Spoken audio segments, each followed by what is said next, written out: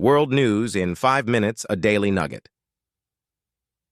Now, let's start with the political news, Gaza war, and the Red Sea. It's week 87 of the Gaza war. The Israeli IDF focus now is southern Gaza. After gun battles, several terrorists surrendered. Despite Hamas being under fire, it was able to launch 20 rockets at Israel on New Year's Eve, most of which were intercepted by the Israeli Iron Dome missile defense system.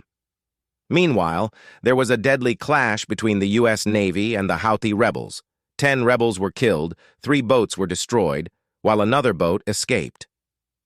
The clash came after the Houthi rebels attacked a Maersk ship. However, Iran has sent a warship to the area, which can further cause more escalations. China economy is not doing well.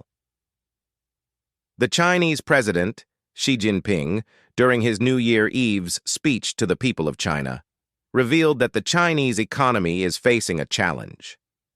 Part of the problems in the Chinese economy is that manufacturing activities have diminished and the export activities barely increased by 0.5% only. Malaysia McDonald's franchise sues BDS over call for boycott. The franchise owner of McDonald's brand in Malaysia has sued the Boycott, Divestment, and Sanction, BDS, over its incitement to boycott McDonald's food in Malaysia. The target of BDS is Israel because of the war in Palestine. This action of BDS was because McDonald's franchise in Israel offered free food to Israeli forces after the October 7th Hamas attack in Israel. The Malaysian McDonald's franchise is suing BDS for over $1 million. North Korea prepares for war. The supreme leader of North Korea, Kim Jong-un, has threatened to crush South Korea and the U.S. Kim Jong-un has instructed the North Korean army to use all its forces against any provocations. However, both South Korea and the U.S. have heightened the security collaboration last year. Russia vs. Ukraine war. Russia launched the latest attack on Ukraine on New Year's Eve as a retaliation to Ukraine's attack on Saturday that killed 24 people in Russia. Last week, Russia killed 18 people in Donetsk, Ukraine. Pakistan election and Nobel Prize winner sentenced in Bangladesh, in Pakistan. Almost all the opposition parties' candidates have been disqualified because they do not meet the necessary requirements.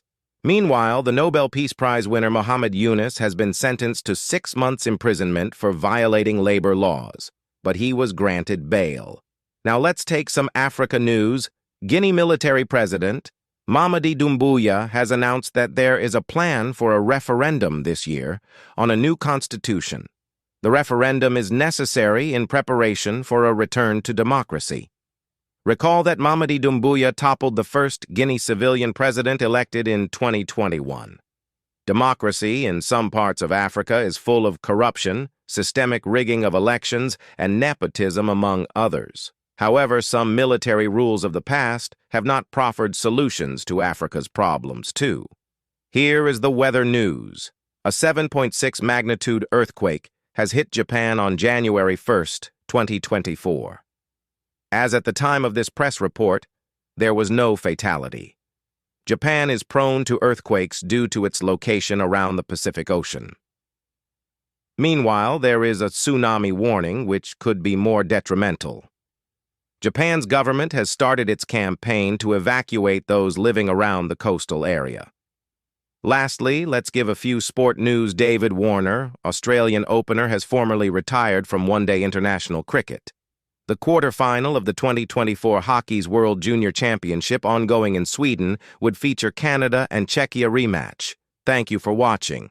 Please subscribe to this channel. Kindly comment so that we know how to serve you better. Please click the notification button to be notified of our daily world news in 5 minutes. Health Board. Please remember that health is wealth. Your well-being is a ticket to achieving your goal in life. Check the links below for good health products. See you at the top.